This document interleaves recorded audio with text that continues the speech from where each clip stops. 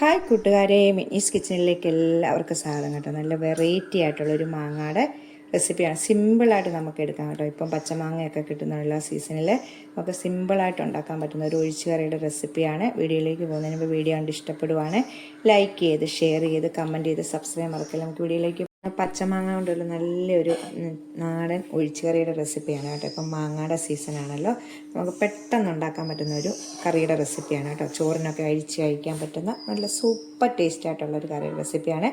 അപ്പോൾ അതിനായിട്ട് ഞാൻ ഒരു മാങ്ങ എടുത്തിട്ടുണ്ട്, 3 പച്ചമുളക് എടുത്തിട്ടുണ്ട്, 3 ഉള്ളി എടുത്തിട്ടുണ്ട്. നമുക്ക് മാങ്ങയുടെ തൊലിയെല്ലാം ഒന്ന് കളഞ്ഞ് കട്ട് ചെയ്തെടുക്കാം.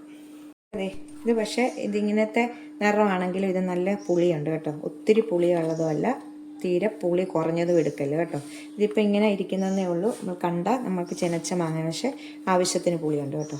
അപ്പം ഈ പുളി കൂടിയാലും കറിക്കൊരു ടേസ്റ്റ് വരത്തില്ല, പുളി കുറഞ്ഞാലും ടേസ്റ്റ് വരത്തില്ല. അപ്പം ഇത് നമുക്ക് ഇങ്ങനെ എടുത്തിട്ട് ഒന്ന് കണ്ടിച്ചെടുക്കാം. അത് ഇതുപോലെ ചെറിയ കഷ്ണങ്ങളാക്കി ഒന്ന് കട്ട് ചെയ്തെടുക്കാം.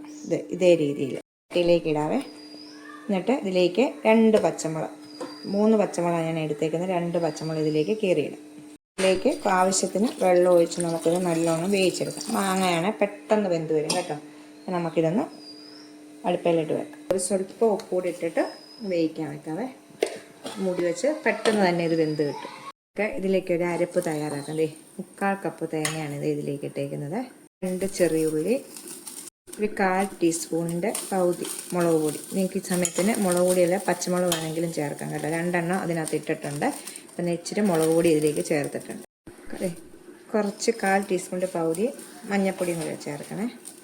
ഒരു സ്വല്പം ഇതുപോലെ ഒരു പിഞ്ച് ജീരകം, സ്വല്പം കടുക്, ഇത്രയിട്ട് നമുക്ക് നല്ലോണം ഒന്ന് അരച്ചുകൊണ്ട് വരാവേ. അതെ, നമുക്ക് വെള്ളമൊക്കെ പറ്റി വെന്തിട്ടുണ്ട്. ഒത്തിരി വെന്ത് കുഴഞ്ഞു പോകല്ലേ, ഇങ്ങനെ കഷ്ണങ്ങളായിട്ട് കിടക്കണം കേട്ടോ. കറക്റ്റ് വേവാണ് ഇപ്പോൾ ഇത് നല്ലോണം വെന്തിട്ടുണ്ട് കേട്ടോ. അപ്പം ഒത്തിരി വെന്ത് പോകാതെ ഇങ്ങനെ ഇതായിട്ട് കിടക്കും.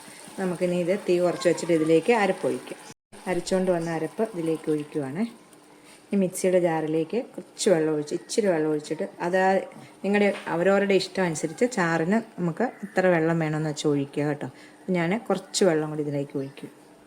വെള്ളം കൂടി ഒഴിച്ച് ആവശ്യത്തിനുള്ള ഉപ്പ് നോക്കണം. ഈ സമയമേ കുറച്ച് ഉപ്പിൻ്റെ കുറവുണ്ട്, കുറച്ച് ഉപ്പിടും. കറി ഒന്ന് ചൂടായി കഴിയുമ്പോൾ നമുക്കൊന്ന് ഓഫ് ചെയ്യാവേ. നമുക്ക് ഈസി ആയിട്ട് ഉണ്ടാക്കാൻ പറ്റുന്ന നല്ലൊരു ഒഴിച്ചുകറിയുടെ റെസിപ്പിയാണ്. മാങ്ങ മാത്രം മതി നമുക്ക് ഉണ്ടാക്കാം. നല്ല ടേസ്റ്റാണ്. ഇത് കടുകും ജീരകവും ഒക്കെ അരച്ചേക്കുന്നുണ്ട് കേട്ടോ. ഇനി നമുക്കിതിനൊന്ന് കടുക് പൊട്ടിച്ചിടണേ. നമുക്ക് തീ ഒന്ന് ഓഫ് ചെയ്തിട്ട് മാറ്റി വെക്കാം. ഒരു ചീനിച്ചിട്ട് വെച്ചിട്ടുണ്ട്, ഇതിലേക്ക് നമുക്ക് വെളിച്ചെണ്ണ ഒഴിക്കാം. കടുകിടാവേ. കടുകിട്ട് ഒരു ഞുള്ള് ഉലുവായിടണം.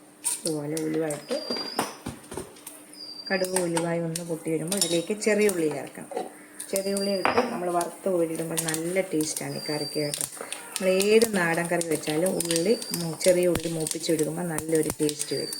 ഇതിലേക്ക് ചെറിയ 2 മുളക് ഇതായിട്ട് നമുക്കൊന്ന് മൂത്ത് വരട്ടെ. ഇതിലേക്ക് കുറച്ച് കരിയാപ്പലയും എടുക്കും. നമുക്ക് കറിയുടെ മേളിലേക്ക് ഒഴിക്കാതെ ഇതിലേക്ക് ഒഴിക്കാം. നമ്മൾ ഈ കടുകൂടെ വറുത്തൊഴിക്കുമ്പോൾ നല്ലൊരു ടേസ്റ്റാണ് ഈ കറിക്ക് കേട്ടോ. പെട്ടെന്ന് നമുക്ക് ഉണ്ടാക്കാൻ പറ്റുന്ന ഒരു ഈസി മാങ്ങക്കറിയാണ് കേട്ടോ. അപ്പോൾ കൂട്ടുകാരെല്ലാം ഒന്ന് ട്രൈ ചെയ്ത് നോക്കണം. അപ്പം എല്ലാവരും ഒന്ന് ട്രൈ ചെയ്ത് നോക്കും കേട്ടോ. നല്ല ടേസ്റ്റായിട്ടുള്ളൊരു കറിയുടെ റെസിപ്പിയാണ് കേട്ടോ. നമുക്ക് അടുത്തൊരു വീഡിയോ കാണാം. ടാറ്റാ.